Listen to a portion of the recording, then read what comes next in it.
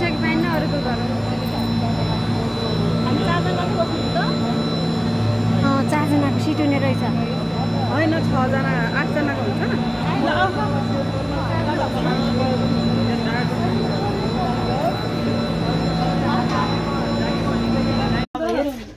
अब हेरौँ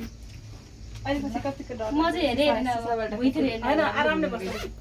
लाइट आउँछ फोटो राम्रो आउँदैन ल है भरे लाइट आउँछ यो चढे